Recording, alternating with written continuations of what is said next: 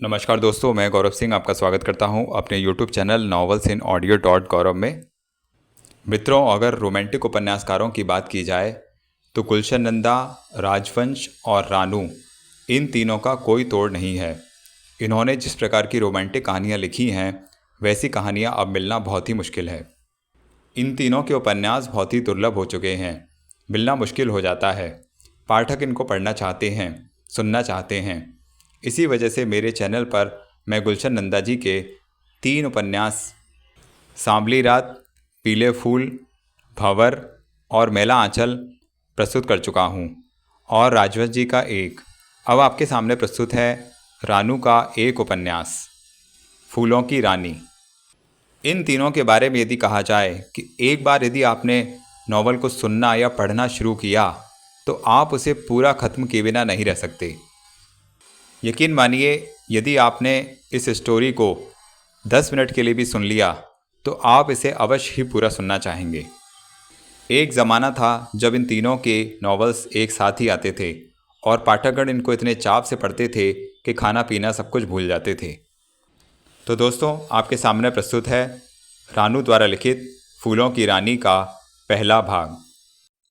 रात के लगभग 10 बज रहे थे।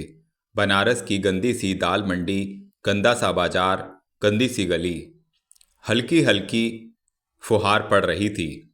इससे यहाँ का वातावरण और भी खराब हो चला था।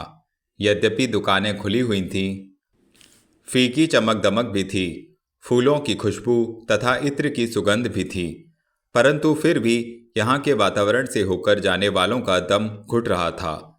और इसी बाजार, इसी गली के एक बड़े से कोठे के पीछे से जाने वाली एक गंदी सी गली के अंदर एक छाया मानो अपनी जान बचाकर भागी जा रही थी। गली बहुत संकरी थी, सुनसान और प्रकाश से पूर्णतया वंचित। फिर भी उस छाया के पग बार बासर लड़खड़ाने के पश्चात रुकने का नाम नहीं ले रहे थे। गली के अंदर नीचे घटाटोप अंधेरा था, परंतु ऊपर कोठों की पिछली तरफ इस गली में खुलने वाली खिड़कियां कहीं कहीं खुली होने के कारण अपने हल्के प्रकाश द्वारा उसे यहाँ के वातावरण से बाहर निकल जाने में बहुत सहायता दे रही थीं। गली में कीचड़ था, ऊपर से खिड़कियों द्वारा फेंके गए अत्यधिक कूड़े का अंबार था। बदबू से नाक फटी जा रही थी, परंतु उस छाया ने यहाँ एक बार भी सांस लेकर कोई पल गंवाना ठीक ना समझा था। वह भागती चली जा रही थी, गिरती पड़ती, कीचड़ और गंदगी से सनती हुई, इस प्रकार मानो कोई उसे देख न ले, पहचान न ले। उसकी एक पल की गलती भी उसे उस नर्क में वापस खींच ले जा सकती थी जहाँ से वह इतनी कठिनाई के बाद वह अपनी जान बचाकर भाग निकलने में सफल हुई थी। गली के नुक्कड़ पर वह पहुंची तो खुली सड़क पर आने से पहले उसने रुककर सांस ली। उसका दम बुरी तरह फूल रहा था। अपने मुखड़े का पसीना पोंछते हुए उसने अपने शरीर पर बुर्का डाला और धीमे धीमे बाहर निकल आई। एक नल के समीप पहुंचकर उसने चारों ओर देखा, फिर अपने छोटे छोटे गोरे गोरे पैरों को भी। कीचड़ में यह बुरी तरह लथपथ थे। उसने उन्हें नल के पानी द्वारा भली भांति धोया तो यह दूध के समान चमक उठे। उसने किनारे आकर बगल में दबी हुई जूतियां नीचे गिराईं और उसमें अपने पंजे डालकर वह बाहर की ओर बढ़ गई। खुली सड़क, यद्यपि दुकानें बंद थीं, वर्षा रिमझिम हो रही थी, परंतु वह इस सड़क पर पहले भी कई बार बुर्का पहनकर दूसरों के साथ घूमने आ चुकी थी, परंतु फिर भी हर वस्तु नई नई प्रतीत हो रही थी। हर नज़र आती चीज़ों से एक अचानक सा खौफ टपक रहा था। उसका दिल बुरी तरह धड़क रहा था। कुछ पग चलने के बाद सहसा जब उसने बहुत ही वृद्धावस्था वाले रिक्शा वाले को पाया तो उसने रिक्शे पर बैठकर वह सीधी स्टेशन पहुंच गई। प्लेटफॉर्म से होकर वह सीधी जनाना प्रतीक्षालय पहुंची। कमरा नारियों से भरा पड़ा था, परंतु जब उसने देखा कि कुछ औरतें दरवाजे के बाहर बुर्का पहने ढेर सारे बिखरे सामान के साथ बहुत निश्चिंत होकर सो रही हैं, तो वह भी चुपचाप इनमें सम्मिलित होकर वहीं लेट गई। इस प्रकार मानो वह भी इनमें से एक सदस्य हो। ठंड का बहाना लेकर उसने एक मोटी चादर द्वारा अपने को पूर्णतया छिपाते हुए सुरक्षित कर लिया था। इंजन के शटिंग करने की भगभग, मालगाड़ियों के डिब्बे लड़ने का शोरगुल, उसे एक पल भी नींद नहीं आ सकी। वैसे भी वह इस कदर घबराई हुई थी कि उसकी आंखें बंद करना कोई बुद्धिमानी की बात प्रतीत नहीं हो रहा था। आंखें खोले वह हर संदेह भरी आहट पर इधर उधर अवश्य देख लेती। फिर कुछ पल के लिए वह अपने इस गंदे संसार में खो जाती जहां से जान बचाकर अभी अभी कितनी कठिनाई से भागकर आई थी। अभी एक सप्ताह की तो बात है जब बंबई से उसके कोठे पर एक सेठ आया था। क्या नाम था उसका? होगा कुछ, परंतु कैसा गैंडा सा था वह। रंग था सांवला, ओठ मोटे, आंखों नशीली तथा वासना की भूखी, परंतु वस्त्र सफेद धोती कुर्ता, ऊपर से गर्म जैकेट। देखने में कोई नेता लगता था, परंतु दिल का कितना अधिक गंदा था। उसकी माँ चमेली बाई का वह पुराना आशिक था। उसी का नाच तो देखने के लिए उस दिन भी वह कोठे पर आया था। शाम से पहले का समा था, इसलिए उछलते कूदते हुए ना समझों के समाधान उसने जाकर दरवाज़ा खोल दिया। और तब उस सेठ के बच्चे ने उसे देखा तो देखता ही रह गया था। ऊपर से नीचे तक मानो उसके शरीर पर सफ़ेद मक्खन लगा हुआ था, जो सेठ की दृष्टि उसके किसी अंग पर टिकने के बजाय फिसलती ही जा रही थी। सेठ के ओठों से मानो राल ही टपक रही थी। चमेली जान हैं? सेठ ने मानो ना चाहते हुए पूछा था। जी हाँ, एक और हटकर झुकते हुए उसने अदब से सलाम किया और बोली, आप तशरीफ़ रखें, मैं उन्हें भेजती हूँ। सेठ अंदर बैठ गया और वह अपनी माँ के समीप पहुँची। अभी उसने आश्चर्य से दीवार पर टंगी घड़ी देखी। हाँ, तो उसने तुझे नहीं देखा? मुझे क्या पता था कि वह इस समय आ धमकेगा, वह बोली। चमेली जान की आंखें छलक आई थीं। उसके सिर पर हाथ रखकर बहुत प्यार से उसने अपनी बेटी का गाल चूमा और हल्के से मुस्कुरा दी। उसके आंसुओं की कीमत नहीं थी, परंतु मुस्कुराहट की कीमत अवश्य थी। इसलिए उसके लिए आवश्यक था कि इसे संवार कर रखे। अपनी खोखली मुस्कुराहट पर वास्तविकता का रंग भरती हुई वह सेठ के समीप आकर बैठ गई थी।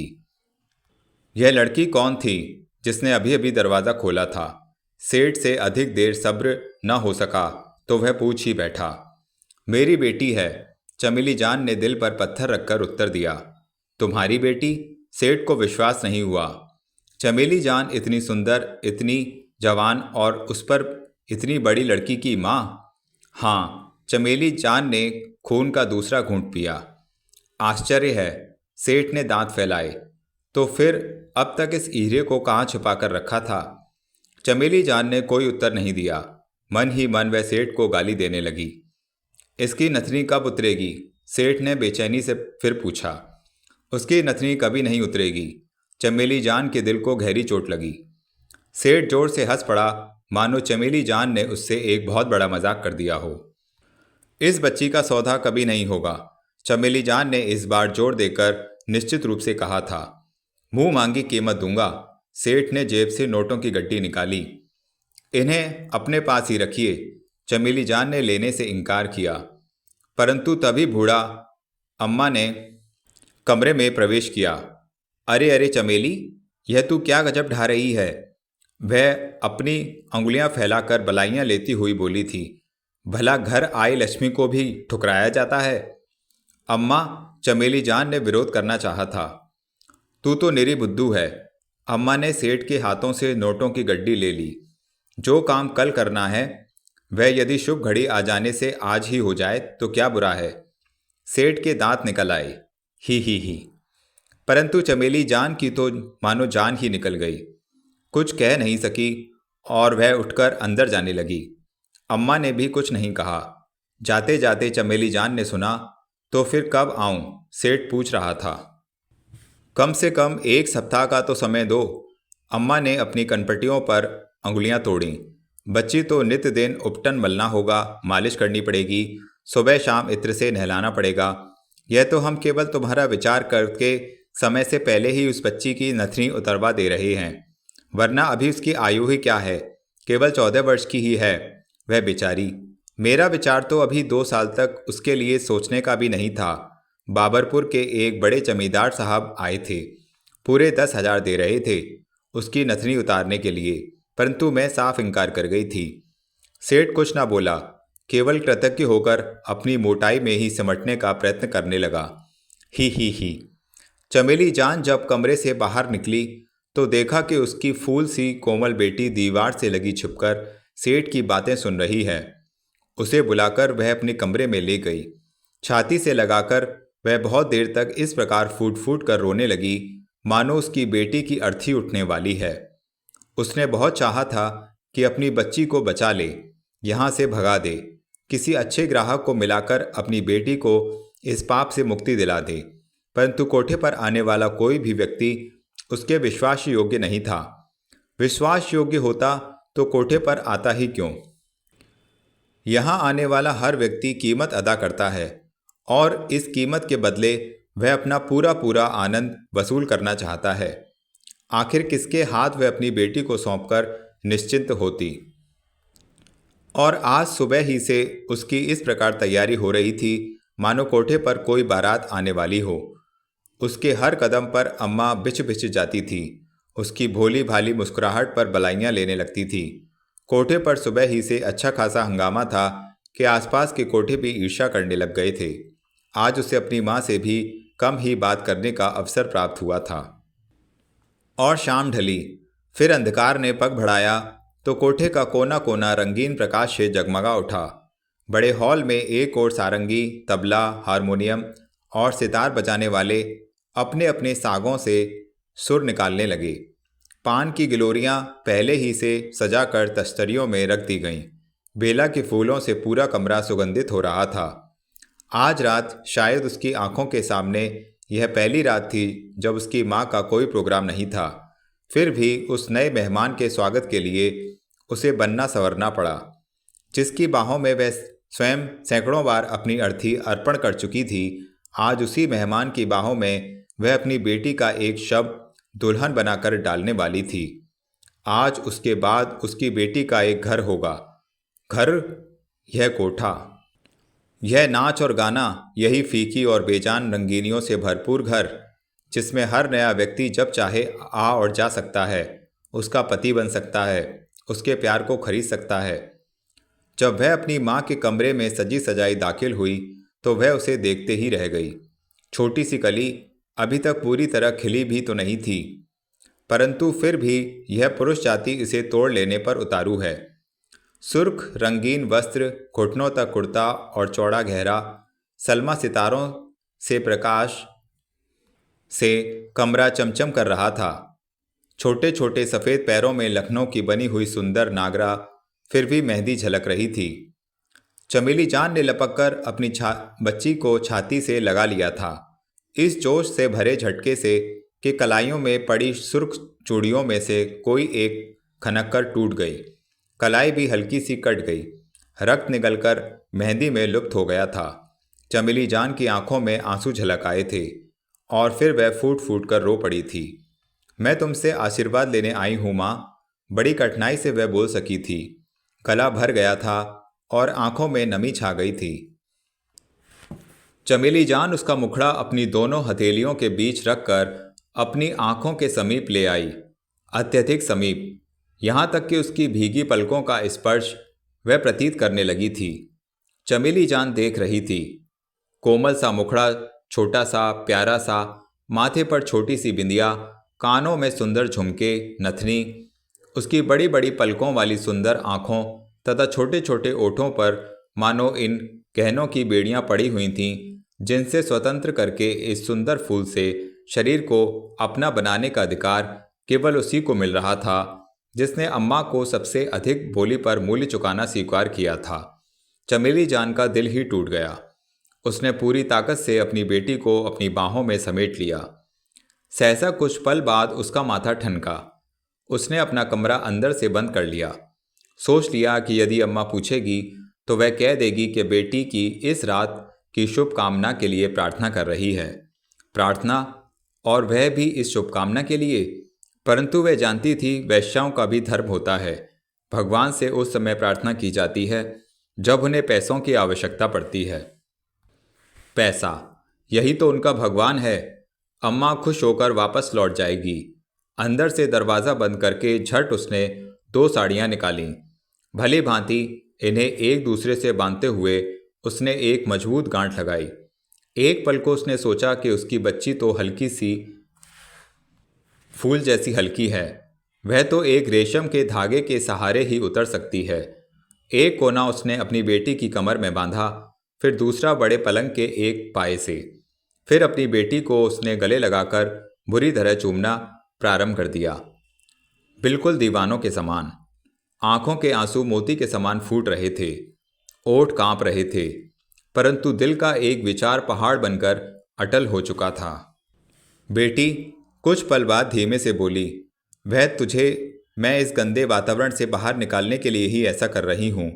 तू यहाँ से तुरंत भाग जा, वरना यह अम्मा तुझे पुरुष जैसे जानवर के हाथ में सौंप करके तेरे शरीर की एक बोटी भी नहीं बचने देगी। यह चुड़ैल है बेटी, और मैं तुझे इसके हाथ कभी नहीं लगने दूंगी। वह एक दुल्हन समान बैठी चुपचाप अपनी माँ को फटी फटी आंखों से देखने लगी। चमेली जान ने उसकी जरा भी परवाह नहीं की।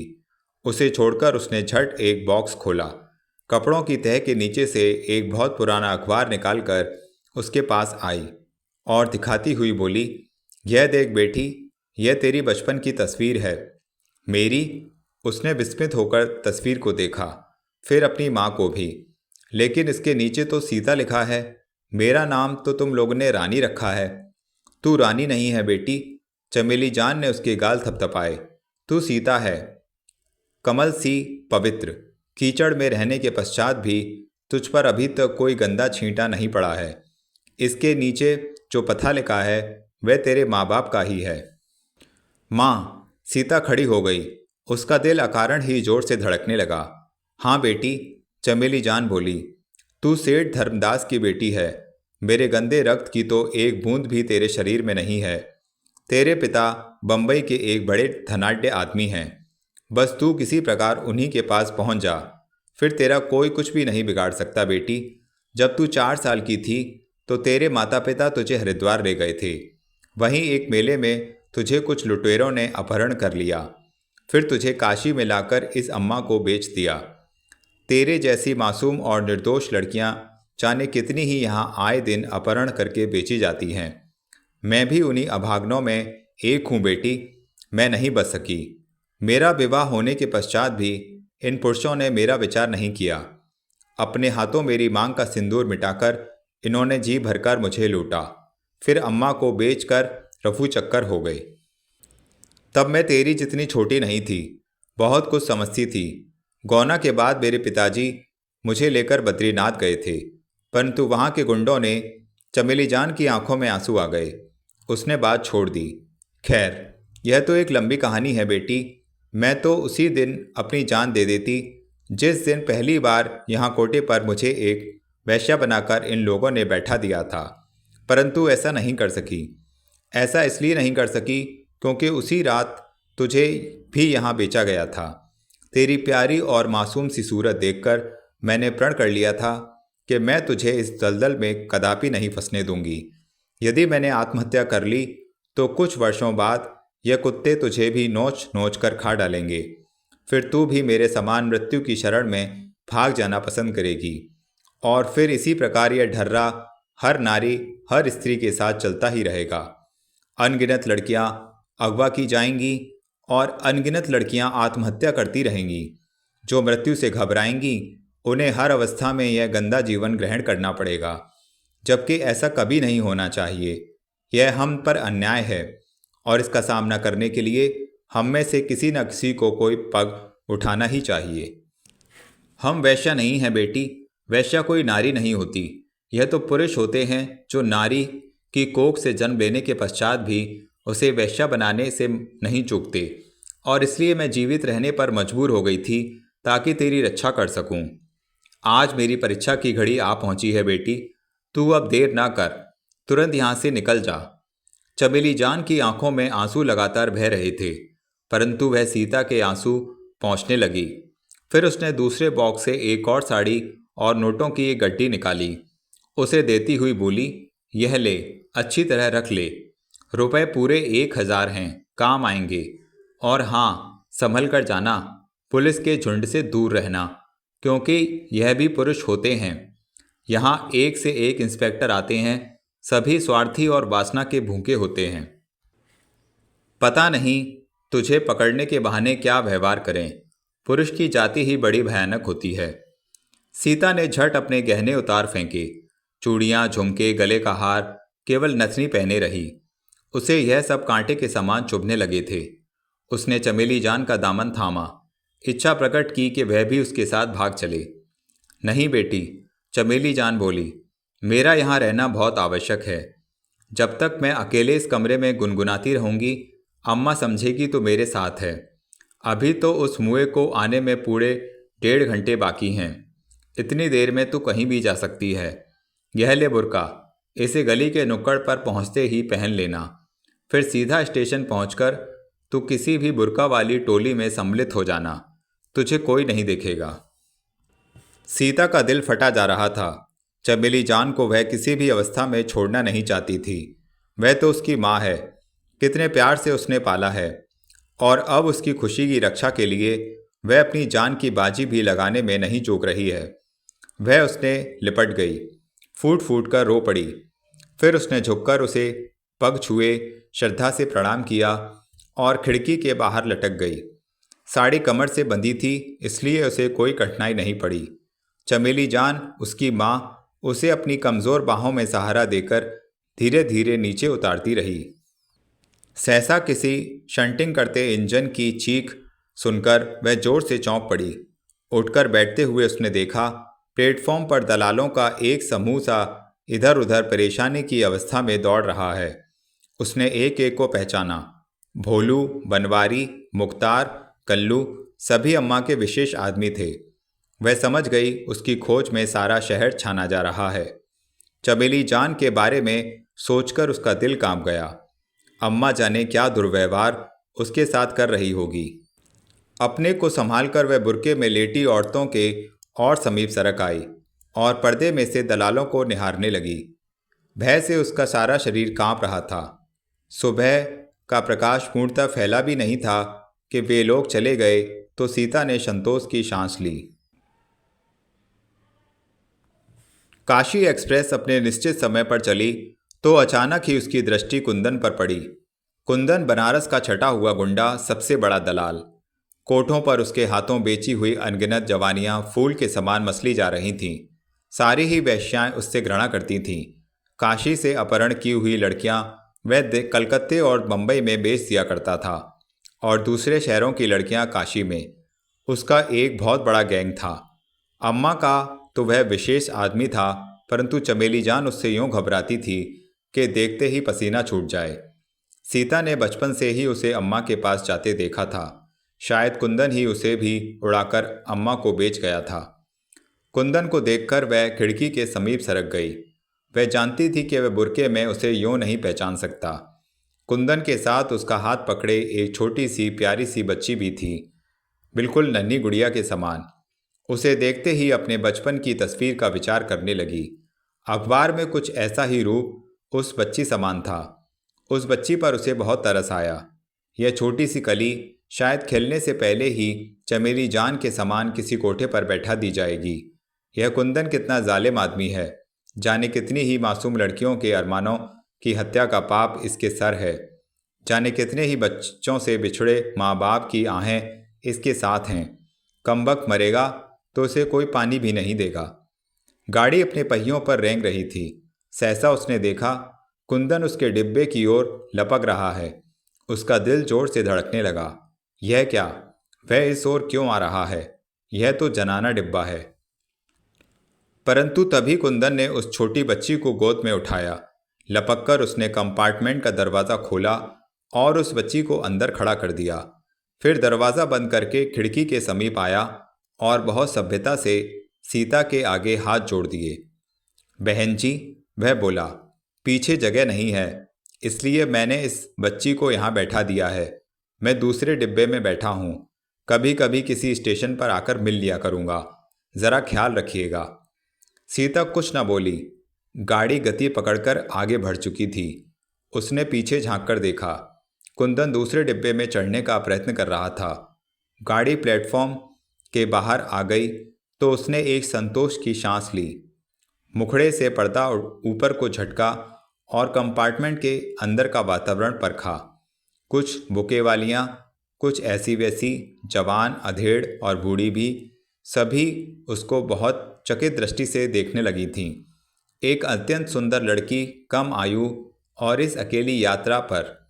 एक पल को उसने कुछ सोचा और फिर उस बच्ची को अपने समीप यूं बिठा लिया मानो वह उसी की ही माँ हो। उसके सिर पर बहुत प्यार से वह हाथ फेरने लगी थी। कुछ पल बाद जब शेष यात्रियों का ध्यान उसकी ओर से हट गया तो उसने बहुत धीमे स्वर में उस बच्ची से पूछा, क्या नाम है बेटी? गीता। उसकी पक्षी सी आवाज़ गाड़ी की छुक-छुक में डूब गई। गीता? सीमा ने नाम दोहराया। कितना पवित्र नाम है यह, परंतु यह कुंदन का बच्चा इस पर भी कीचड़ उछालना चाहता है। वह तुम्हारे कौन हैं जो अभी अभी तुम्हें यहाँ छोड़कर गए थे? सीता ने अपना संदेह दूर करना चाहा। वह मेरे अंकल हैं, अपनी तोतली जबान में वह बोली। अंकल हैं? सीता को बहुत आश्चर्य हुआ। तुम कब से उन्हें जानती हो? वह तो मुझे आज ही मिले हैं, गीता ने उत्तर दिया। आज ही? हाँ, गीता बोली। अभी कुछ देर पहले मेरी नौकरानी मुझे बाहर ले गई थी कि वहाँ अंकल मिल गए। दुकान में नौकरानी कुछ चीज़ें खरीदने लगी और मैं एक किनारे खिलौने देखने लगी। वहीं अंकल ने मुझे लॉलीपॉप दिया और कहने लगे, आओ तुम्हें छिपा दें। फिर जब तुम्हारी नौकरानी तुम्हें ढूंढेगी तो मज़ा आ जाएगा। और तुम छिप गईं? हाँ, अंकल ने मुझे लॉलीपॉप जो दी थी। फिर क्या हुआ? सीमा ने उत्सुक होकर पूछा। जब अंकल कहते हैं कि मेरे नाना कलकत्ता चले गए हैं, उन्हीं के पास मुझे ले जा रहे हैं। लेकिन यह गाड़ी तो बम्बई जाती है, सीता ने इधर उधर देखकर संतोष करते हुए धीमे से कहा। बम्बई जाती है? गीता ने आश्चर्य से अपनी आंखें मटकाईं। तो फिर शायद अंकल मुझे मेरे घर छोड़ने जा रहे होंगे। तुम बम्बई की रहने वाली हो? हाँ। तुमने अपने अंकल को बताया है?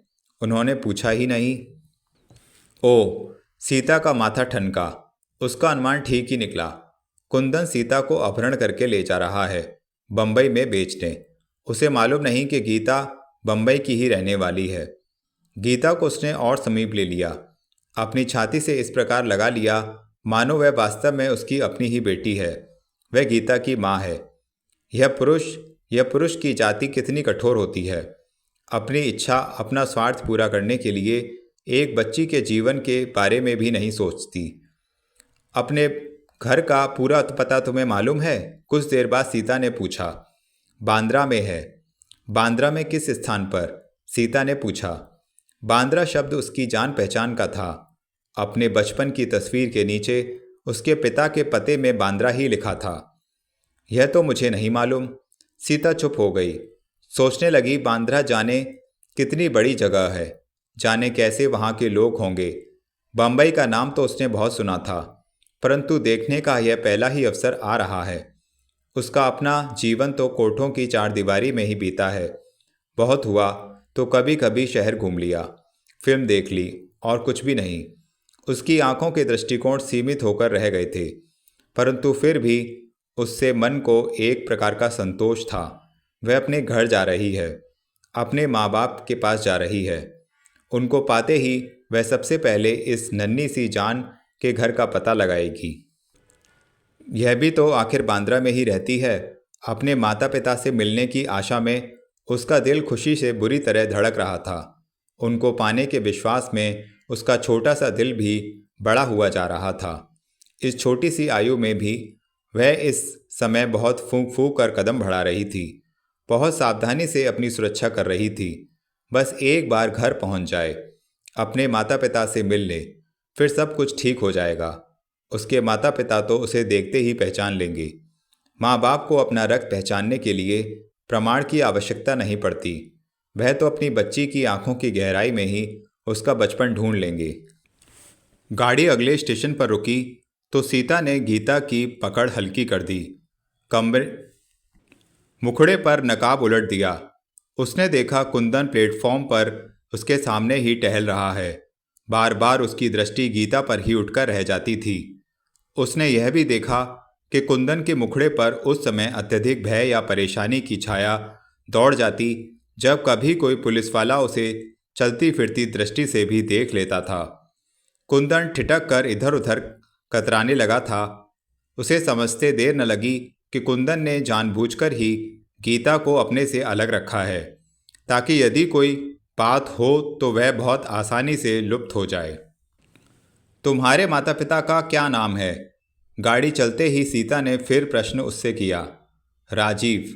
अच्छा। हाँ, मेरे डैडी लंदन गए हैं। और तुम्हारी माँ? मेरी माँ भगवान के पास गई हैं।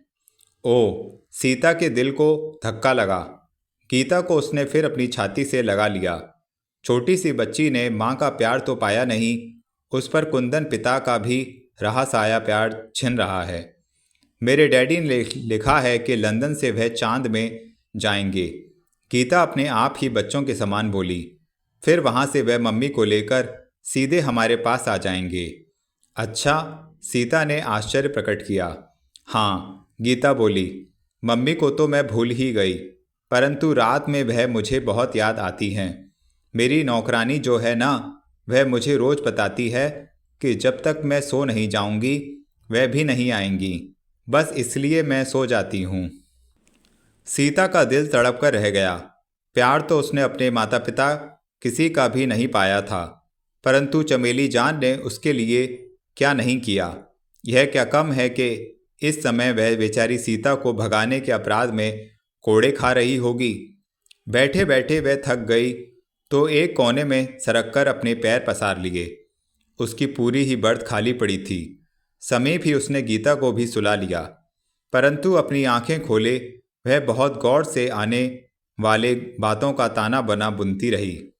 उसे क्या करना चाहिए, क्या नहीं करना चाहिए, गीता को लेकर भाग जाए या फिर एक कुत्ते की कृपा पर छोड़ दे।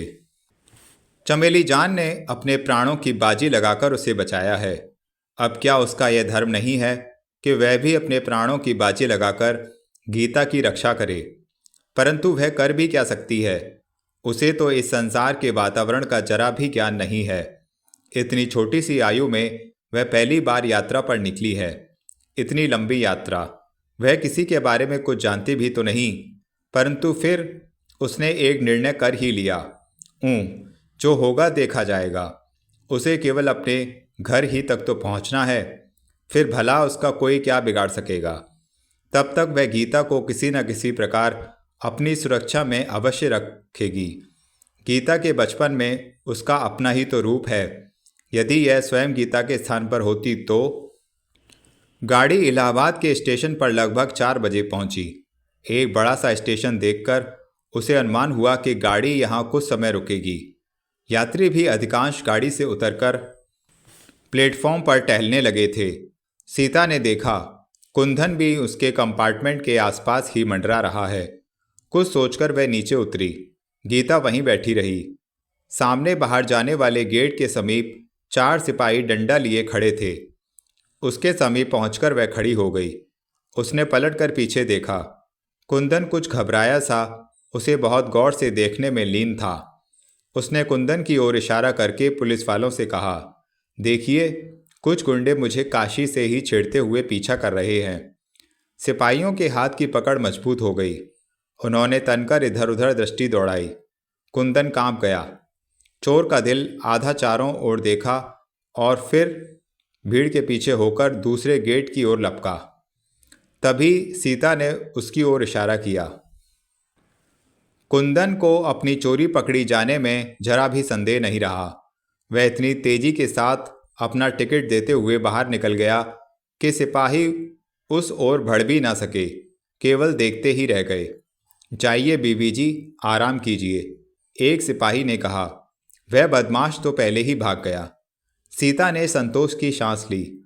अपने कंपार्टमेंट में आकर वह गीता के समीप बैठ गई।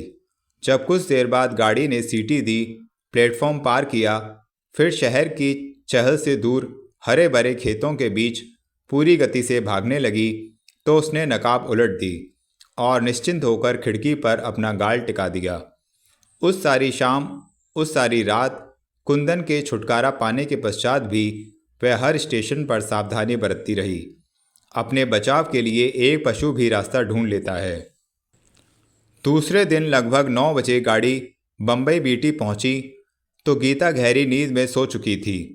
उसने बुर्का ठीक किया, फिर गीता को जगाकर साथ लिए प्लेटफॉर्म पर उतर आई। मेरे अंकल कहाँ हैं? गीता ने इधर उधर दृष्टि दौड़ाई। वह तुम्हारे अंकल नहीं थे, वह अब नहीं आएंगे, सीता बोली। वह एक डाकू था, उसे पुलिस पकड़ ले गई। गीता कुछ नहीं समझी। मैं अपने नाना के पास कैसे जाऊंगी? गीता ने पूछा। मैं तुम्हें पहुंचा दूंगी गीता, आओ पहले मेरे साथ तो चलो। प्लेटफॉर्म पार करते हुए सीता ने देखा, इतना बड़ा स्टेशन, इतने सारे लोग, इतनी भीड़ तो उसने बनारस की गलियों में भी नहीं देखी थी। वह प्लेटफॉर्म के बाहर निकली। जिस ओर यात्री जा रहे थे वह भी चलती चली गई, बढ़ती ही चली गई। उसे बाहर निकलना था। किसी से बाहर निकलने का रास्ता पूछकर वह कोई खतरा मोल नहीं लेना चाहती थी। पल भर में ही वह एक खुले स्थान पर निकली तो टैक्सी का समूह देखकर वह घबरा गई। दूर दूर तक न्यून लाइट्स के प्रचार से ऊंची ऊंची इमारतें जगमगा रही थीं। उसका साहस ही टूट गया, परंतु फिर उसने अपने नन्हे से दिल की कोमलता को सख्त किया। जब बम्बई पहुंच ही गई तो घबराना कैसा। गीता को अपने से और सटाकर उसने इधर उधर देखा। तभी एक टैक्सी वाला उसकी ओर बढ़ा। टैक्सी चाहिए बीवी जी? उसने पूछा। सीता ने घबराकर एक पल सोचा। हाँ, बांद्रा जाना है। आइए बैठिए। टैक्सी ड्राइवर कार की ओर बढ़ा। टैक्सी ड्राइवर को देखते हुए वह उसके पीछे हो ली। अधेड़ दुबला पतला, कुछ कुछ कमर झुकी हुई, परंतु मूछें ऊपर की ओर तनी हुई थीं। उसके अंदर बैठते ही ड्राइवर टैक्सी को ले उड़ा। गीता उसकी गोद में सिर रखकर फिर ऊँघने लगी थी। सीता बहुत आश्चर्य से ऊंची ऊंची इमारतों को झांक झांक कर देख रही थी। एक एक पल उसके लिए मानो 100 वर्ष का होता जा रहा था। वह अब जल्द से जल्द अपनी माँ बाप की बाहों में पहुंच जाना चाहती थी। मन में हजारों तूफान थे। एक असीमित खुशी को पाने के विश्वास में उसका दिल हवा में उछल उछल जाता था। अब उसे किसी का डर नहीं था, किसी की भी चिंता नहीं रही। बस एक ही बात वह सोचे जा रही थी, उसके माता पिता का रूप जाने क्या हो। माँ तो उसे देखते ही पहचान जाएगी, पिताजी उसे झट गले से लगाकर रो पड़ेंगे। पता नहीं उसके और भी कितने भाई बहन हों, सब उसे देखते ही चकित रह जाएंगे। घर में खुशियों की बाढ़ सी आ जाएगी। बांद्रा में कहाँ जाना है बीवी जी? सहसा ड्राइवर ने पूछा। विवेकानंद रोड। सीता चौंक कर विचारों से जागी और बोली। विवेकानंद रोड पर किस लिए? रामनिवास। ओह, ड्राइवर ने गाड़ी की गति बढ़ाई। टैक्सी रामनिवास पहुंची तो दरबान ने स्वयं ही गेट खोल दिया। सीता झांक कर देखती ही रह गई। इतनी बड़ी हवेली, इतना बड़ा घर। आश्चर्य से वह अपने खानदान की हैसियत का अनुमान लगाने लगी तो उसका दिल कांपने लगा। वह यह मालूम नहीं कर सकी कि ऐसा प्रसन्नता के कारण हो रहा है या एक अज्ञात भय के कारण। टैक्सो पोर्टिको में रुकी तो उसने देखा गीता सो चुकी है। उसे पूरी तरह सीट पर लिटाकर वह गेट से बाहर निकली और लपक कर बरामदे में पहुंच गई। खुशी से उसके पग फर्श पर नहीं पड़ रहे थे। सहसा एक नौकर ने उसे देखा तो आश्चर्य से उसके समीप चला आया। सीता ने झट अपना बुर्का पूर्णतः उतार दिया और बहुत विश्वास से पूछा, सेठ धर्मदास हैं? सेठ धर्मदास? नौकर ने आश्चर्य प्रकट किया। हाँ, लेकिन यह हवेली तो सेठ करमचंद जी की है। सेठ करमचंद जी की? हाँ, और क्या? नौकर को सीता की परेशानी से सहानुभूति हुई। आप किस हवेली में जाना चाहती हैं? रामनिवास। सीता निराश सी बोली। रामनिवास तो यही है, परंतु मैं तुम्हारे मालिक से भेंट कर सकती हूँ? सीता ने कुछ सोचकर पूछा। निराशा की छाया उसके मुखड़े पर रेंग गई। वह तो शहर के बाहर गए हैं, कब तक आएंगे कोई ठीक मालूम नहीं। मालकिन है अंदर? उनका तो स्वर्गवास हो चुका है, अभी 1 वर्ष पहले ही। ओ, सीता की चिंता बढ़ी। कोई और है घर में? मेरा मतलब उनकी लड़कियां या कोई लड़का हो। लड़कियां भी नहीं हैं और लड़के भी नहीं हैं। नौकर बोला। एक दामाद हैं, वह भी लंदन गए हुए हैं। सीता का दिल डूब ही गया। निराश होकर उसने टैक्सी वाले को देखा। वह उसी को देख रहा था। बिना पर्दे में उसे देखकर किसी गहराई को नापने में लीन था। सीता एक मुसीबत में फंस गई। बम्बई शहर, इतनी रात, कुछ समझ में नहीं आया कि वह क्या करे। सिर झुकाए वह टैक्सी में आ बैठी। गीता अब तक निश्चिंत सी सो रही थी। एक नन्ही सी जान को देखकर उसे कुछ ढाढ़स सी मिली। डूबते को मानो तिनके का सहारा प्राप्त हुआ हो। अंदर बैठकर उसने बुर्का फिर पहन लिया तो टैक्सी वाले ने झट अपनी मूछों पर ताप दिया और टैक्सी स्टार्ट कर दी। सामने दर्पण में वह देख रहा था, यह पर्दे में छिपा मुखड़ा आते समय कितना बेचैन, कितना खुश था, अब उतना ही खामोश और उतना ही उदास है। गम की आंधी मानो अचानक ही आ धमकी थी। उसने एक्सीलेटर पर पैर दबा दिया। कहाँ चलें? हवेली का गेट पार करते हुए उसने पूछा। कहाँ? वह सोचने पर विवश हो गई। अब वह कहाँ जाए, क्या करे, किससे शरण मांगे? होटल? नहीं नहीं, यह ठीक नहीं होगा। फिर स्टेशन? हाँ, उसे स्टेशन चलना चाहिए। वहीं यात्रियों के झुंड में बिना किसी भय के रह सकती है। फिर कल सुबह जो करना होगा वह स्टेशन पर ही सोचेगी। स्टेशन चलो, उसने साहस बटोरकर कहा। वापस? हाँ। टैक्सी ड्राइवर ने एक पल सोचा। सामने दर्पण में बुर्के से मुखड़े को ढका होने के पश्चात भी उसकी परेशानी को समझा तो अचानक ही उसके ओठों पर एक मुस्कान चली आई। गाड़ी की गति उसने तेज कर दी। बची कुची दुकानें भी बंद हो चुकी थीं, इसलिए शहर की चहल पहल भी फीकी सी पड़ चुकी थी। सीता ने बाहर झांकना बंद कर दिया था। अब वह सोच रही थी कि उसे आगे क्या करना चाहिए। उसकी तो सारी आशाओं पर पानी पड़ गया। यह रात बस एक रात कट जाए किसी तरह। बम्बई की रातों के बारे में उसने बहुत कुछ सुना था, बहुत कुछ पढ़ा था। भय से उसका सारा शरीर सहमा सहमा सा सिमट गया। काफ़ी देर बीत गई। टैक्सी अब भी एक रास्ते पर भागी चली जा रही थी। सहसा सीता का दिल और तेजी से धड़कने लगा।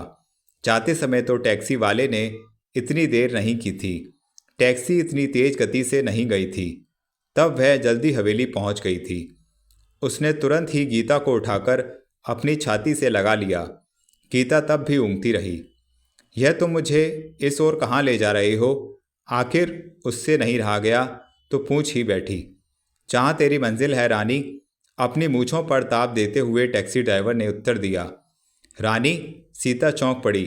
क्या टैक्सी ड्राइवर उसे जानता है? परंतु वह तो कभी बनारस से बाहर ही नहीं गई, किसी से मिलने भी नहीं गई। फिर क्या यह टैक्सी ड्राइवर कभी उसके कोठे पर अम्मा से मिलने तो नहीं आया करता था? उसका दिल बुरी तरह कांपने लगा, परंतु वह किसी निर्णय पर नहीं पहुंच सकी। कहाँ की रहने वाली हो मेरी जान, मेरी रानी?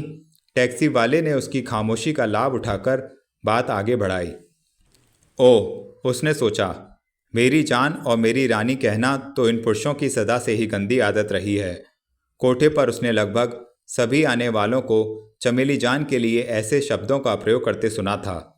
उसकी आंखों में आंसू झलक आए। अब वह कहाँ आ फंसी, आकाश से गिरी और खजूर पर आ टपकी। आखिर भाग्य उसके साथ क्या मजाक कर रहा है। कहाँ से आ रही हो? टैक्सी ड्राइवर ने पूछा। बम्बई की रहने वाली हो या कहीं बाहर से आ रही हो? वह कुछ न बोली। सहमकर उसने गीता को और भी ताकत से अपने सीने में चिपटा लिया। सेठ करमचंद ने तुम्हें हवेली ही बुलाया था या कहीं और?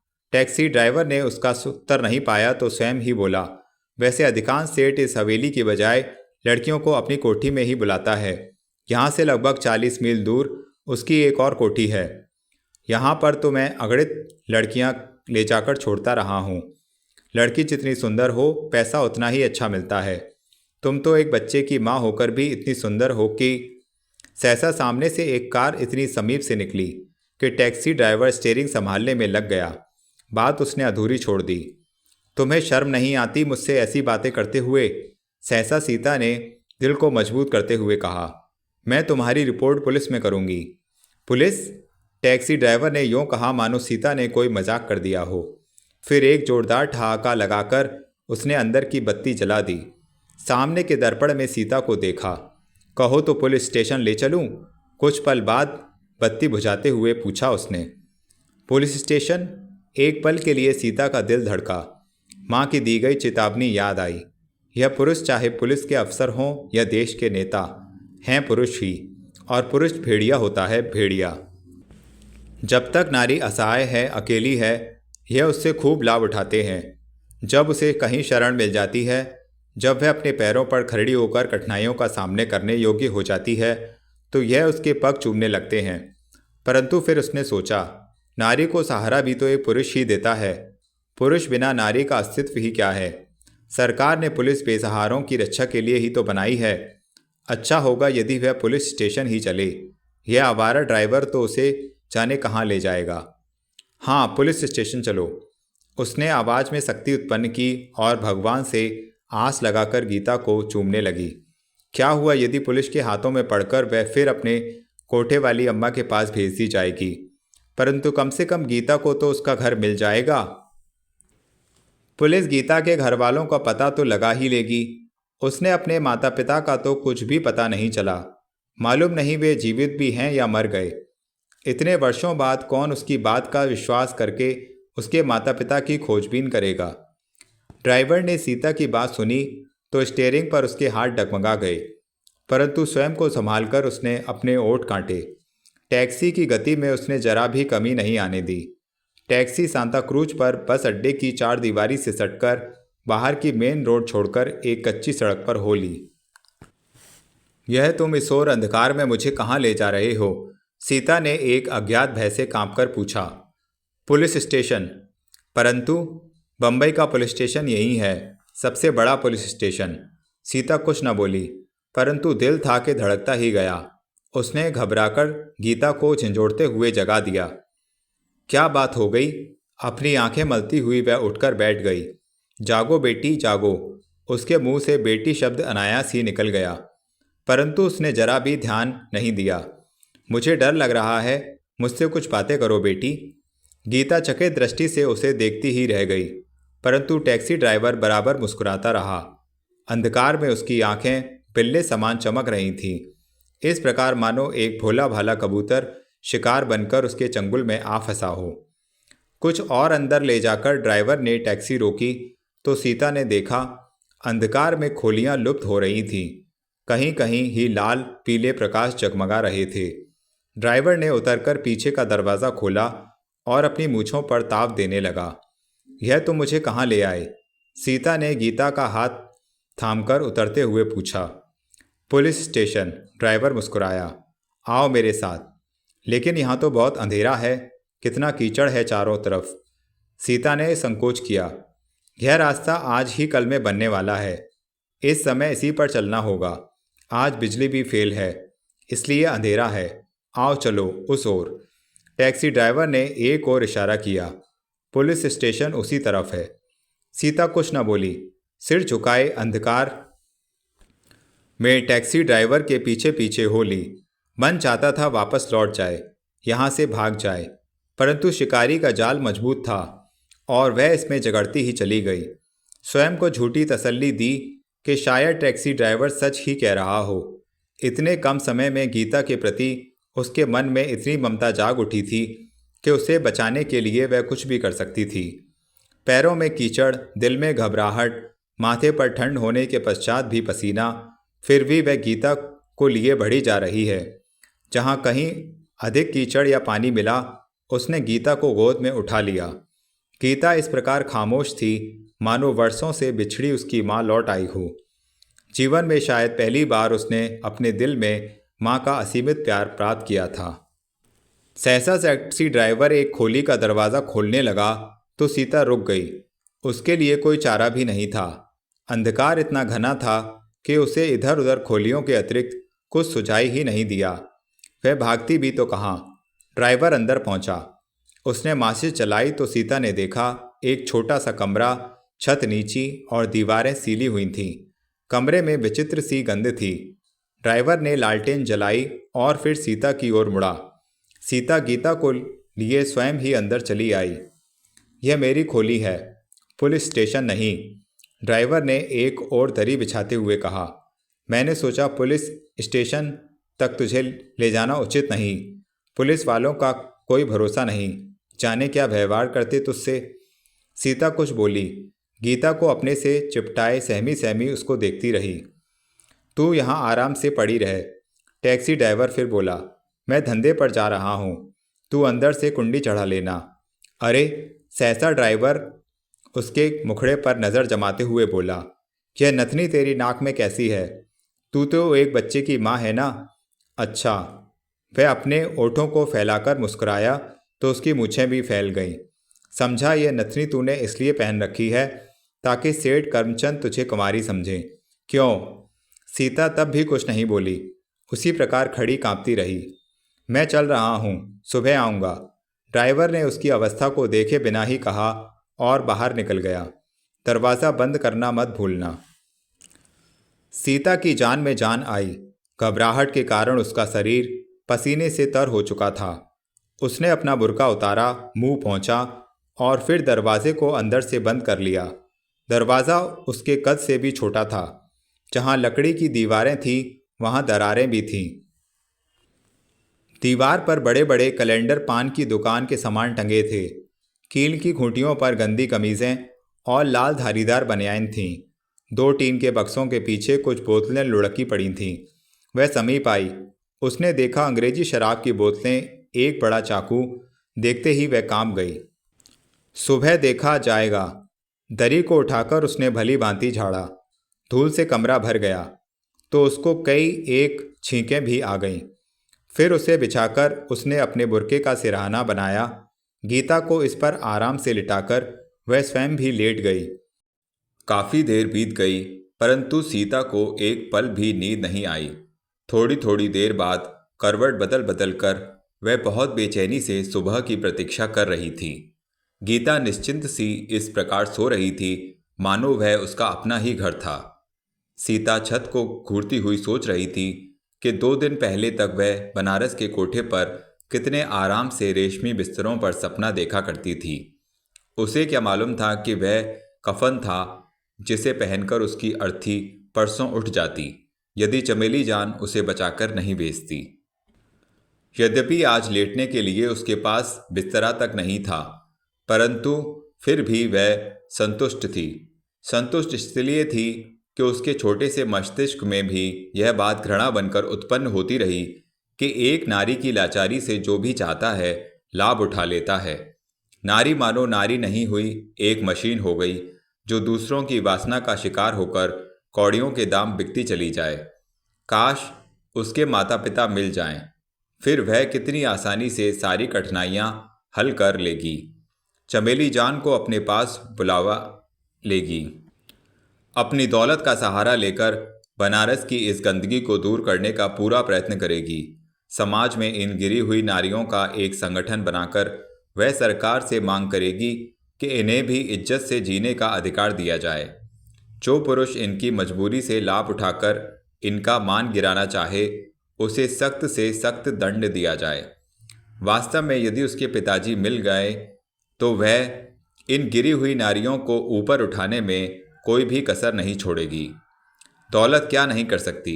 शायद भगवान ने उसे यही लक्ष्य लेकर इस गंदगी से बाहर निकालने में सहायता पहुंचाई है। सहसा उसने प्रतीत किया खोली के समीप ही कोई चल रहा है। पगों की चाप धीमी थी, फिर भी वह उठकर बैठ गई। शायद यहाँ कोई आ रहा है। उसने गीता को देखा, वह अपनी निद्रा में मदहोश थी। दरवाजे की ओर मुंह घुमाकर उसने ध्यान से सुना। चाप वहीं आकर ठहर गई थी। उसके पसीना छूट गया। इससे पहले कि वह कुछ सोचे, उसने देखा दरवाजे की दरार के अंदर एक पंजा दाखिल हुआ। उसकी आत्मा कांप गई। चीख निकलते निकलते आवाज ही में घुट गई। वह पंजा एक ओर की ओर मुड़ा और फिर बहुत आसानी से उसने चढ़ी हुई कुंडी खोल डाली। वह झट खड़ी हो गई। पलड़े खुले, फिर एक आकृति उसके सामने आई। लालटेन की रोशनी में उसने देखा यह एक कांस्टेबल था। मोटा, भद्दा, बड़ी बड़ी मूछों वाला, भारी भरकम बूट पहने वह झूमता हुआ अंदर आया। पलटकर उसने दरवाज़ा अंदर से बंद किया और फिर सीता की ओर बढ़ा। सीता कांप कर पीछे हट गई। अरे, लड़खड़ाती आवाज में शराबियों के समान वह बोला, तुम अभी तक जाग रही हो? वह कुछ न बोली। सहमकर एक बार गीता को देखा, फिर सामने घूरने लगी। चलो अच्छा ही हुआ जो तुम्हें नींद नहीं आ सकी, वरना मुझे जगाने में कष्ट होता। वह वहीं दरी पर बैठ गया, गीता के समीप ही। आओ तुम भी यहाँ बैठो, इस बच्ची को उठाकर उधर कोने में डाल दो। मैं आपके हाथ जोड़ती हूँ। सहसा सीता हाथ जोड़ती हुई सिसक पड़ी। मुझे हाथ ना लगाइए, मुझे अकेला छोड़ दीजिए, कृपया यहाँ से चले जाइए। चला जाऊं? कांस्टेबल गर्जा। क्या तुमको मालूम नहीं है मैं यहाँ का बड़ा दरोगा हूँ? क्या इसलिए मंगल को संसार भर के बखेड़ों से बचाता रहा हूँ कि तुम्हें छोड़ दूँ? वह ठीक ही कहता था। आज तक उसने अगणित लड़कियाँ मुझे दी हैं, परंतु तुम्हारा कोई जोड़ नहीं। कौन कह सकता है कि तुम इस बच्ची की माँ हो? वास्तव में तुम बहुत खूबसूरत हो, बहुत अधिक। आओ मेरे पास, फिर कुछ दिन बाद मैं तुम्हें हीरोइन बनवा दूंगा। तुम नहीं जानती मैंने कितनी ही लड़कियों को फिल्म में भेजा है। तुम तो बहुत ही अधिक सुंदर हो। कांस्टेबल कहते कहते उठ खड़ा हुआ, सीता की ओर बढ़ा तो सीता एक किनारे दुबक गई। कांस्टेबल जोर से हंसा। उसके जबड़े भूखे कुत्ते के समान खुल गए और जबान बाहर निकल आई, मानो कच्चे मांस पर उसकी दृष्टि पड़ गई हो। तुम यहाँ से कहीं नहीं भाग सकती। सीता की ओर बढ़ते बढ़ते वह एक टीन के बक्से के पास पहुंचा। वहीं घुटनों को मोड़कर वह पंजों के बल बैठ गया। बॉक्स खोला। सीता यह देखते ही और भी कांप गई। बॉक्स के अंदर शराब की बोतलें भरी पड़ी थीं। एक ढक्कन खोलते हुए वह बोला, इन आसपास की खोलियों में ही नहीं बल्कि बंबई की तमाम खोलियों में भी शराब बनती है। ना बने तो इन गरीबों का गुजारा कैसे हो? बंबई को हमारी सरकार ने इसलिए तो ड्राई एरिया घोषित किया है कि यदि यह ड्राई एरिया ना हो तो शराब की कीमत गिर जाएगी। फिर इनकी शराब कौन खरीदेगा? फिर ये लोग भूख के मरने लगेंगे। जब काम नहीं रहेगा तो यह चोरी करेंगे, डांका डालेंगे और इससे फिर हम पुलिस वालों की परेशानी होगी। अरे मैं क्या कह रहा था, क्या कहने लगा।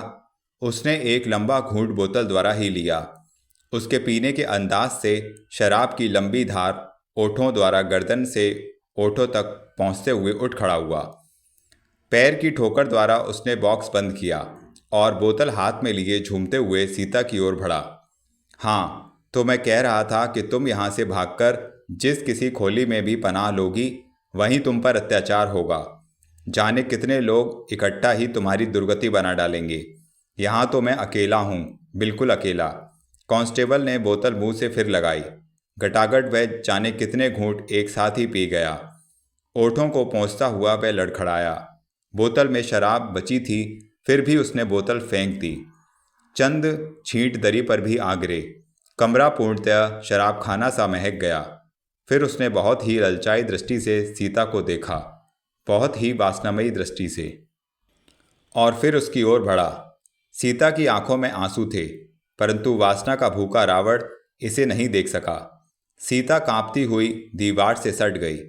अपने बचाव के लिए अब उसके पास कोई भी साधन नहीं रह गया था।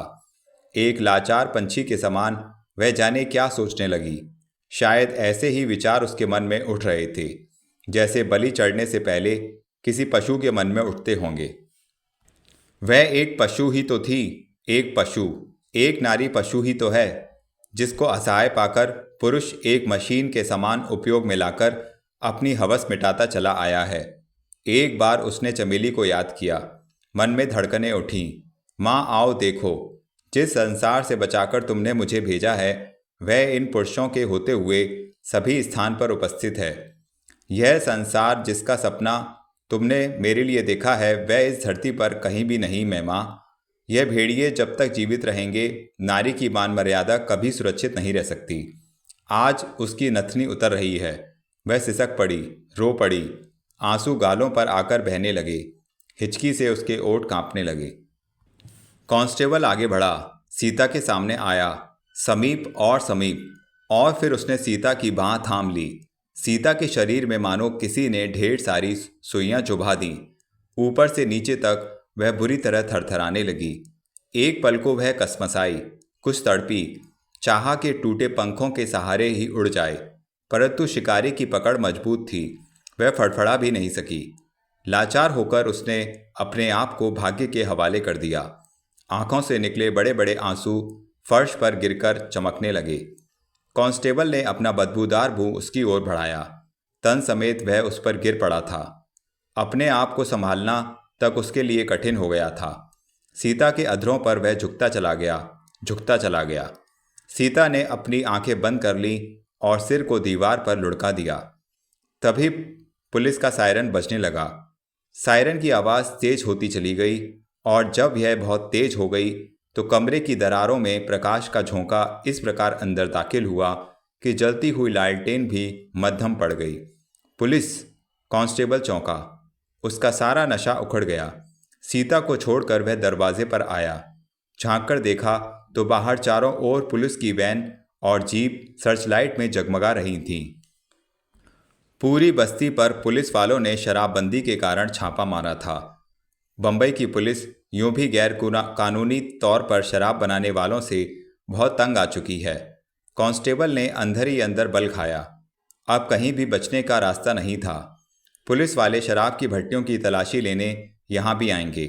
घबराकर भीगी बिल्ली समान वह सीता को देखने लगा, मानो इस समय वही उसकी घरवाली बनकर उसे बचा सकती है, क्योंकि इस खोली में तो कोई भट्टी थी ही नहीं।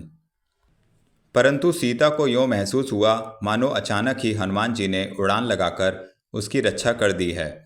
उसने लपककर गीता को गोद में उठाया और दरवाज़ा खोलकर बाहर निकल आई। कांस्टेबल उसे देखता ही रह गया, मानो शिकारी शिकारी को बांधकर चल दिया हो। दूसरी खोलियों में भी औरतें निकल निकल कर बस्ती में फैलती जा रही थीं। सर्चलाइट के सहारे पुलिस ने सभी कोनों को अपने अधिकार में ले रखा था। यहाँ पुरुष कम दिखाई पड़ रहे थे। शायद अधिकांश अपराधी थे, इसलिए अपनी जान बचाए घरों में दुबके बैठे थे। पुलिस ने सब नारियों को एक ओर करते हुए एक एक घर की पूरी पूरी तलाशी ली। बस्ती में खलबली मच गई। सीता गीता को गोद में उठाए नारियों के झुंड में सम्मिलित हो गई। सर्चलाइट में वह वहाँ के घिनौने वातावरण को भली भांति देख सकती थी। पुलिस वास्तव में सख्ती से काम ले रही थी। जो भागने का प्रयत्न कर रहे थे उन पर डंडे भी बरसा रही थी। केवल कुछ एक घर ही इस अपराध से मुक्त निकले थे।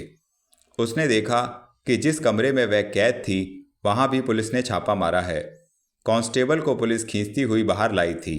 कुछ अधिक ही सख्ती के साथ उससे व्यवहार किया जा रहा था, क्योंकि वह ड्यूटी पर होते हुए भी ड्यूटी से अनुपस्थित था। सीता को देखकर उसने नज़र झुकाई तो सीता ने घृणा से थूक दिया। उसकी जान में जान आई कि भगवान ने ऐसे समय में उसकी रक्षा की है कि यदि 1 मिनट की भी देरी हो जाती तो उसके साथ जाने क्या होता। एक ट्रक पर अगणित पीपे, टैंक और बुझी हुई भट्टियां लाद दी गईं। बोतलों से जीप के ट्रेलर भर गए। दूसरे ट्रक पर अपराधियों को कैदी बनाकर खड़ा किया।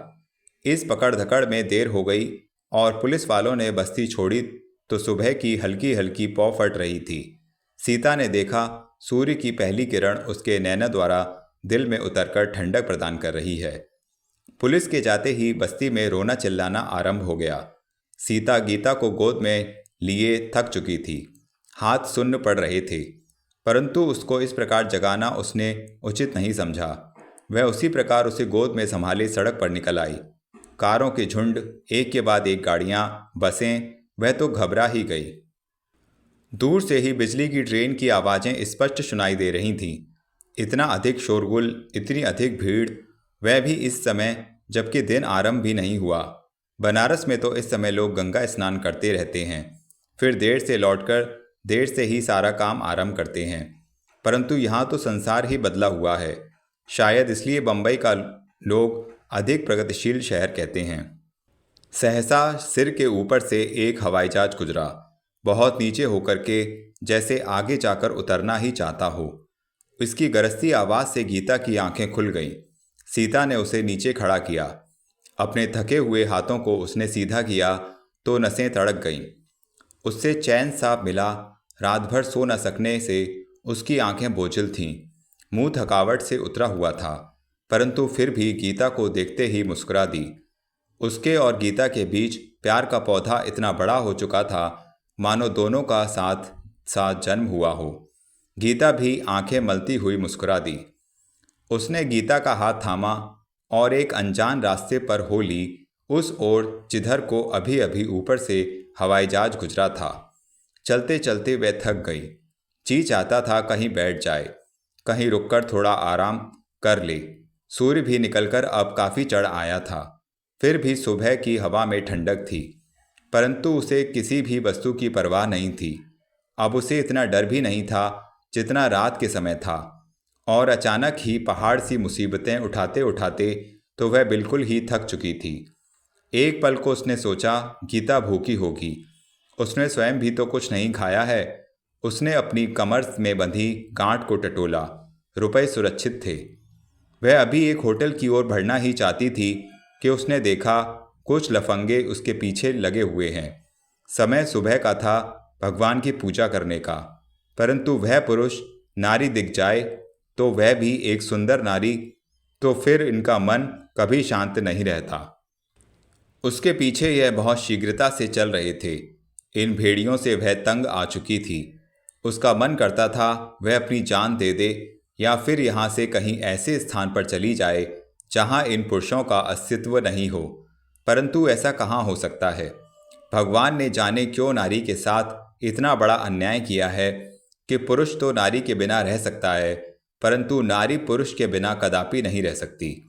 उसे अपनी सुरक्षा के लिए पुरुष की ही आवश्यकता पड़ती है, परंतु यह पुरुष, यह आज के युग में जन्म लेने वाले पुरुष क्यों इतने भिन्न हैं?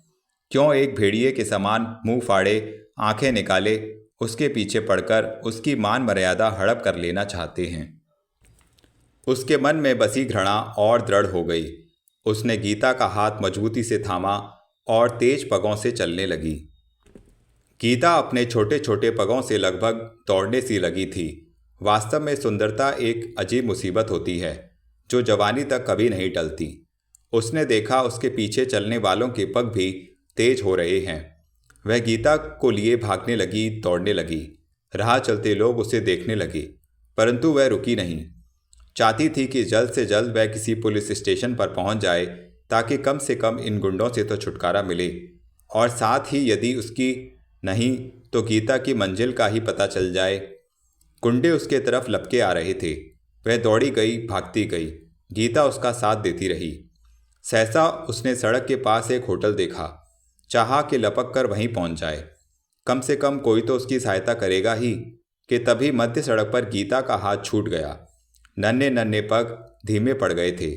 वह वहीं थककर रुक गई। सीता ने पलटकर गीता को देखा।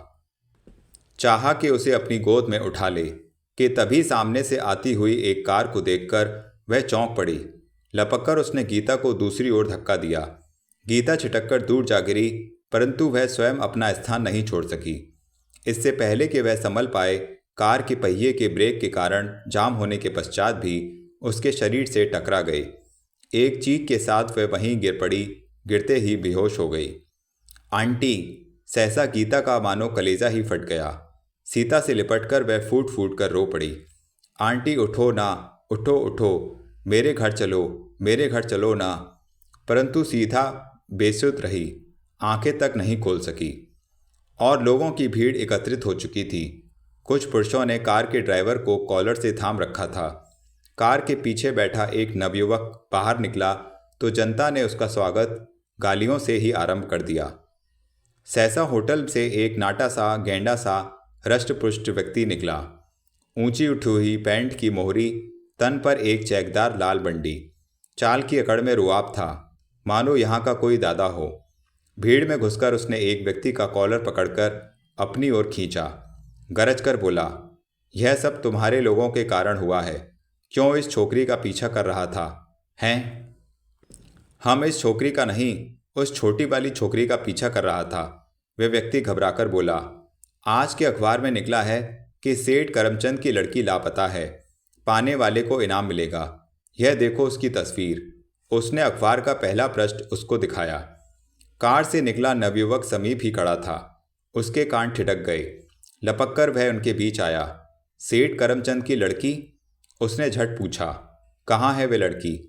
वह रही, उनमें से एक ने कहा, लाश के ऊपर पड़ी रो रही है। क्या यह तस्वीर उस लड़की से नहीं मिलती? हम तो पूछताछ करके अपना संदेह दूर करने के लिए उसका पीछा कर रहे थे। यदि वह लड़की चोर नहीं थी तो इस बच्ची को लेकर भाग क्यों रही थी? वह नवयुवक भीड़ को चीरता हुआ बीच में पहुंचा, कार के पहियों के समीप। बाहों से पकड़कर उस बच्ची को खड़ा किया। उसका मुखड़ा ऊपर उठाया तो चौंक पड़ा। प्रसन्नता से मन खिल उठा। उसे उसने छाती से लगा लिया। मेरी बच्ची, मेरी जान, मेरी प्यारी बेटी, तू कहाँ खो गई थी? उसे चुमता हुआ वह प्यार से बोला, तेरी सूचना लंदन में पाकर मुझे तुरंत ही प्लेन चार्टर करके आना पड़ा। ओ मेरी गुड़िया, आखिर तू मिल ही गई। मेरी तो जान ही निकल गई थी। गीता अपने डैडी को पाकर खिलखिला पड़ी थी। अपने डैडी के दोनों गालों को अपनी छोटी छोटी हथेलियों के बीच बहुत प्यार से पकड़कर बोली, डैडी, यह मेरी आंटी है, इन्हें ले चलो, इन्हें हम नहीं छोड़ेंगे। आंटी? हाँ डैडी, वह बोली, इन्होंने ही तो मुझे एक डाकू से बचाया है। कितनी दूर से मुझे यहाँ लाई हैं। हम घर भूल गए थे तो यह ढूंढ रही थी। अब इन्हें मत छोड़ो डैडी। गीता की आंखें भीग आईं। बच्चों के समान वह हिचकी लेकर अपने आंसू पोंछने लगी। उस नवयुवक ने गीता को प्यार किया। फिर उसके आंसू पोंछता हुआ वह कुछ नीचे झुका, सीता के बेशुद्ध शरीर की ओर। उसने देखा एक सुंदर कोमल सी कली उसके सामने पड़ी है। ऐसी कली जिसकी पंखुड़ियां अब और तब किसी भी समय सूर्य के प्रकाश का सहारा पाकर खुल पड़ना चाहती हैं। उसका मन चाहा इस कली को उठाकर चूमे। इसकी पंखुड़ियों पर जमी समाज की गर्द झाड़कर वह इसे अपने कोट के कॉलर की शान बना ले। नारी अचेत अवस्था में भी बहुत आकर्षक लगती है, चाहे वह सो रही हो चाहे बेहोश हो। सुंदरता अपना प्रभाव कभी नहीं छोड़ती। खामोश वातावरण जैसे किसी की प्रतीक्षा कर रहा हो। सीता ने अपने कोपल पपोटों को बहुत हल्के से उठाकर बड़ी बड़ी पलकें खोलीं तो ऊपर की सफ़ेद पक्की छत पर उसकी दृष्टि चिपकी ही रह गई। नज़रों के सामने शीशे का एक बड़ा सुंदर झालर लटक रहा था। उसकी चमक से उसकी आंखें ही पल भर को चुंधिया लगीं। अपने आप को उसने एक बड़े पलंग के नर्म बिस्तर पर पाया तो चकित दृष्टि से इधर उधर देखने लगी। टुकुर टुकुर मानो कोई नई वस्तु देख ली हो। दीवारों पर कुछ एक बड़ी बड़ी तस्वीरें, फर्श पर बड़े बड़े फूलदान जिनकी ऊंचाई गमलों समान थी।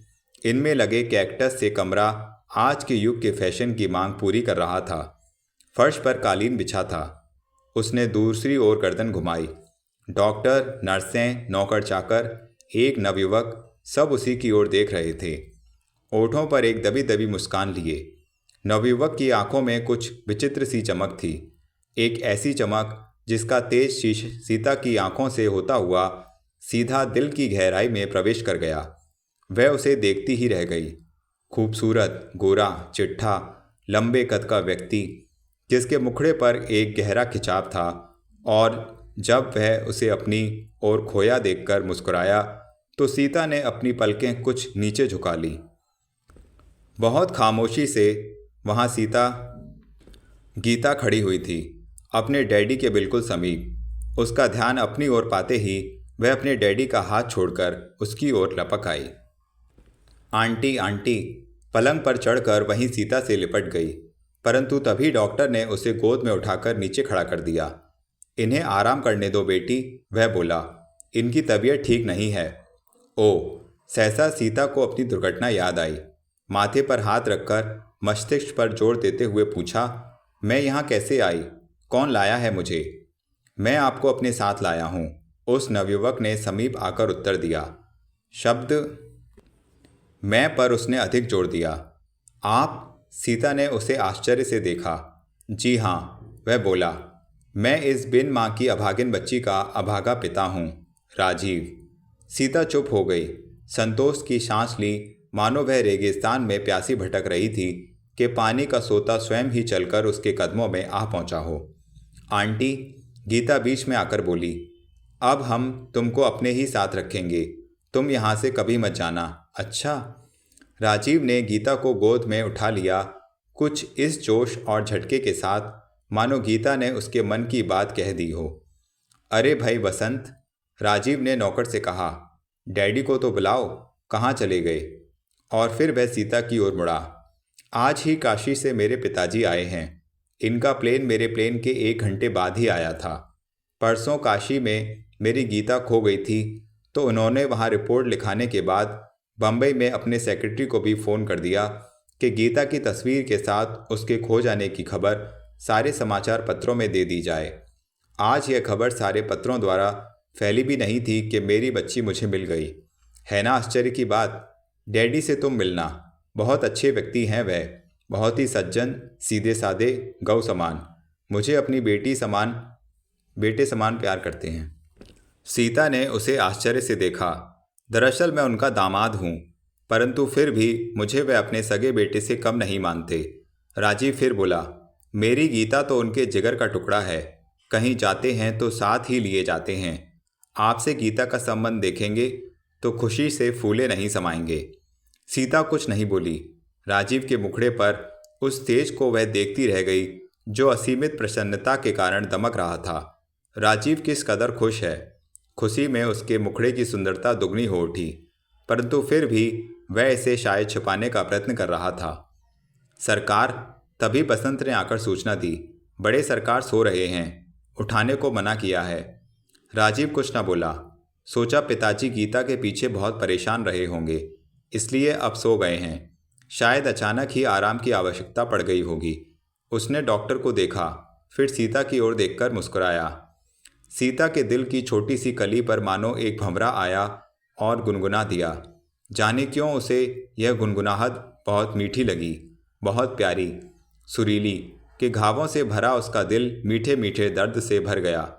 यह पुरुष कभी कभी नफरत योग्य होने के पश्चात भी कितने अच्छे लगते हैं।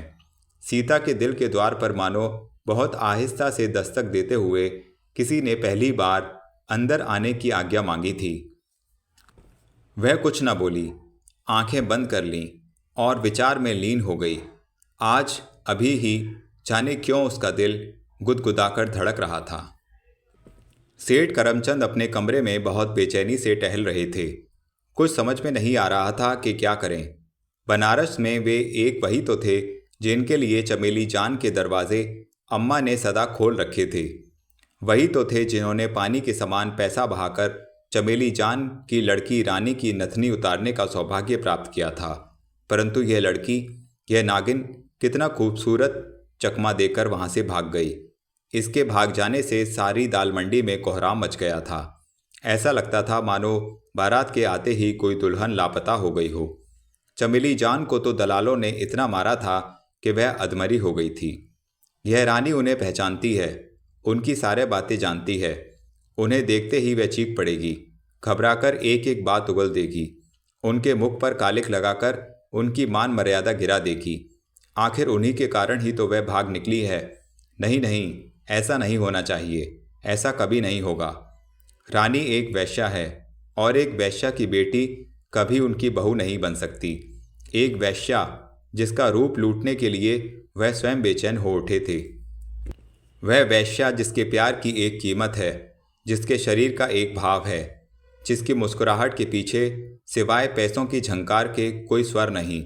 वह वैश्या उनकी गीता की माँ बने, यह कभी नहीं होगा, उनके मरते दम तक नहीं। रानी की उपस्थिति उनकी मृत्यु होगी, उनकी मान मर्यादा का गिराव होगा, उनके घर में फूट पड़ जाएगी। फिर वह किसी को भी अपना मुंह दिखाने योग्य नहीं रह सकेंगे, राजीव से आंख नहीं मिला सकेंगे। और गीता, वह तो कभी भी उन्हें क्षमा नहीं करेगी, उन्हें नाना कहने से भी घृणा करने लगेगी। सहसा राजीव ने कमरे में प्रवेश किया तो वह सतर्क हो गए, बिल्कुल उस अपराधी के समान जो वकील को देखते ही उसके किए जाने वाले प्रश्नों का उत्तर तैयार करने लगता है। आप उस लड़की को देखने नहीं गए जिसने हमारी गीता के लिए अपनी जान मुसीबत में डाल दी? राजीव ने आते ही कहा। मैंने उसे देख लिया है, बहुत समीप से। सेठ करमचंद अपने मुखड़े पर रूमाल फेरते हुए बोले। उसने हमारी गीता की रक्षा की, हम उसके एहसानमंद हैं।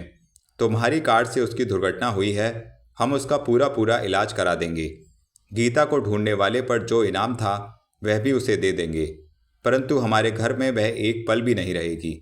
उसे इसी समय अस्पताल भेजना होगा। डैडी, राजीव के दिल को धक्का लगा। मैं ठीक कह रहा हूँ बेटा। सेठ करमचंद ने सिगार सुलगाया और एक कश लेकर दूसरी ओर खिड़की द्वारा बाहर देखते हुए बोले, तुम उस लड़की को नहीं जानते, परंतु मैं जानता हूँ। मैं क्या, शहर बनारस का एक एक बच्चा जानता है। हर होटल में उसकी चर्चा है, हर लफंगों की जबान पर उसका नाम है। वह एक वेश्या है। करमचंद ने बात बढ़ा चढ़ाकर कही ताकि राजीव प्रभावित हो सके। डैडी, राजीव की चीख ही निकल गई। विश्वास ना हो तो उससे पूछ लो, सेठ करमचंद ने पलट कर कहा। उसका नाम रानी है। वह बनारस की सबसे सुंदर वेश्या चमेली जान की बेटी है। राजीव सेठ करमचंद को देखता ही रह गया, स्तब्ध। उनकी बात पर उसे विश्वास ही करना कठिन हो रहा था। कल बनारस के अखबार में इस लड़की की तस्वीर निकली थी। सेठ करमचंद ने इस भेद को जानने का रास्ता झूठ द्वारा बताया ताकि उनका अपना राज राज ही रहे। यह लड़की बनारस में किसी ग्राहक के साथ लापता हो गई थी। शायद वह आदमी इसे लूटकर राह में छोड़ गया और जब अचानक ही उसे गीता मिल गई तो वह गीता के सहारे बम्बई चली आई ताकि हम पर अपना प्रभाव डाल सके, हमें ब्लैकमेल कर सके, हमारी शराफत से रुपया ऐंठ सके। वह वेश्या है और एक वेश्या को इस संसार में सिवाय रुपए के कुछ भी नहीं चाहिए। राजीव कुछ न बोला। अपने डैडी की बात का उल्लंघन करने का उसे साहस तक नहीं हुआ था। वह जानता था कि सेठ करमचंद बहुत दयालु पुरुष हैं। आज तक कभी किसी का नुकसान नहीं देखा। दान पुण्य के कारण सारी बम्बई में उसका यश है। वह कभी झूठे नहीं हो सकते। उस लड़की में अवश्य ही यह सारी बुराइयां हैं, वरना उसके डैडी कभी ऐसा नहीं कहते। इतनी बड़ी बात आखिर किसी के जीवन का एक प्रश्न है। मुझे अफसोस है कि मुझे यह सारा भेद खुलना पड़ा। सेठ करमचंद उसके समीप आकर उसके कंधे पर हाथ रखते हुए बोले, परंतु बेटा, तुम मेरी बच्ची की एकमात्र निशानी के पिता हो। मैंने तुम्हें अपनी बेटी के समान ही चाहा है। मैं कभी नहीं चाहूँगा कि तुम किसी गड्ढे में गिरो, तुम्हारी बदनामी हो, लोग तुम्हारे मुंह पर थूकें, हमारी गीता को दिन रात ताना देते रहें। रानी सुंदर अवश्य है, बहुत अधिक सुंदर, परंतु बेटा, कुछ जहर अत्यधिक मीठे होते हैं जिनको जुबान पर रखते ही बहुत हंसते हंसते जान निकल जाती है। सहसा कमरे में गीता में प्रवेश किया। Daddy, daddy. राजीव का हाथ थामकर लगभग खींचती हुई वह बोली, आंटी के पास चलो ना, चलो ना। राजीव ने गीता को देखा, उसके मन के अंदर के प्यार को समझने का प्रयत्न किया। वास्तव में गीता के मन में सीता के प्रति कितना अधिक प्यार था। शायद उसे उसकी माँ मिल गई थी। डैडी, कुछ सोचकर उसने कहा, सीता की अभी आयु ही क्या है जो ऐसी बुराइयों से उसका संबंध हो। कहीं आपको गलतफहमी तो। राजीव, सेठ करमचंद के मन में मानो आग ही लग गई। तुम चाहो तो स्वयं उस लड़की से उसके खानदान के बारे में पूछ सकते हो। याद रखो, कुछ सर्प देखने में बहुत और अत्यधिक सुंदर होते हैं, परंतु उनके काटने से आदमी को पानी भी मांगने का समय नहीं मिलता। राजीव चुप हो गया। सेठ करमचंद ठीक ही कहते हैं, वह वेश्या ही होगी, वरना उसके डैडी क्यों कहते कि वह स्वयं ही उससे उसके खानदान के बारे में पूछ ले। गीता को उसने गोद में उठा लिया। सोच लिया कि अब वह अपनी बेटी पर उस वेश्या की छाया तक नहीं पड़ने देगा। वह उसे तुरंत ही यहाँ से निकाल कर बाहर करेगा, वरना उसके प्यार में पड़कर गीता का सारा जीवन नष्ट हो जाएगा। वह पलटा और तेजी के साथ कमरे से बाहर निकल आया। तुम एक वेश्या हो, राजीव ने गरजते हुए बात जारी रखी। तुम्हारी माँ का नाम चमेली जान है। तुम बनारस से भागकर आई हो ताकि गीता द्वारा हमारा प्यार जीत सको, हमें लूट सको, हमें बर्बाद कर सको। क्यों, ठीक है या नहीं? कह दो कि यह सब झूठ है, यह सब इल्जाम है। सीता की आंखों में आंसू डबडबा आए। उसका हल्क सूख गया। वह इंसान जो अभी कुछ ही घंटों पहले एक देवता के समान अच्छा लग रहा था, इस समय क्रोध का शोला लिए एक शैतान से भी बदतर था।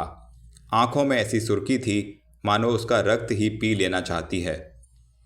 यह लो अपना इनाम। नोटों की एक गड्डी उसकी ओर फेंकते हुए राजीव ने फिर कहा, 5,000 रुपये हैं, यह गीता को हम तक पहुंचाने के लिए। मेरी कार द्वारा तुम्हें चोट पहुंची है, इसलिए हम तुम्हारा पूरा इलाज कराएंगे। इसलिए तुम इसी समय अस्पताल भेज दी जाओगी। हम नहीं चाहते तुम यहाँ रहकर अपनी उपस्थिति द्वारा इस घर की पवित्रता को नष्ट करो। वैश्याओं से हमें सख्त घृणा है। तुम जैसी नारियों को तो समाज के माथे पर कलंक लगाने के बजाय डूब मरना चाहिए। सहसा वह दूसरी ओर पलटा। ड्राइवर, वह जोर से चीखा। ड्राइवर लपक कर आया तो वह सख्ती के साथ बोला, इस औरत को अस्पताल पहुंचा दो इसी समय। और फिर वह गीता को साथ लिए कमरे से बाहर निकलने को आगे बढ़ा कि जाने कौन सी कशिश थी जिससे उसकी आंखें सीता पर उठे बिना नहीं रह सकी। वह चौंक पड़ा, पग धीमे पड़ गए, मन को एक चोट सी लगी, जैसे एक कांटा कहीं किसी कोने में धीमे से चुभ गया हो। सीता बेहोश पड़ी थी, लंबी लंबी पलकें बंद थीं, परंतु आंसू अब तक गालों पर जारी थे। एक नन्ही सी कली पर मानो शबनम की बूंदें एकत्र होकर ठहर गई थीं। उसने अपने मन में उत्पन्न हुई करुणा को दबाकर सख्ती धारण की। मन को संभाला। एक वैश्या वैश्या ही होती है, उसका कोई घर नहीं होता, कोई दोस्त, कोई हमदर्द नहीं होता, क्योंकि वैश्या को इन वस्तुओं की कभी आवश्यकता नहीं होती। ड्राइवर को उसने आज्ञा दी कि उसको इसी अवस्था में अस्पताल पहुंचा दिया जाए, तुरंत ही। तो दोस्तों, रानू द्वारा लिखित फूलों की रानी नामक उपन्यास का पहला भाग समाप्त हुआ। आशा करता हूँ यह कहानी आपको अवश्य ही पसंद आ रही होगी। जल्द ही आपके सामने दूसरा भाग प्रस्तुत होगा, परंतु यदि आपने चैनल को सब्सक्राइब नहीं किया है तो कृपया जल्दी से चैनल को सब्सक्राइब कर लें और कहानी को लाइक करें, शेयर करें, कमेंट में हमें बताएं। हमारे चैनल पर आपको मिलती हैं प्रसिद्ध रोमांटिक राइटर्स के novels, thriller novels, detective novels, fantasy novels और इसके अलावा चाचा चौधरी आदि की कॉमिक्स, बैकग्राउंड म्यूज़िक और अलग अलग आवाज़ के साथ।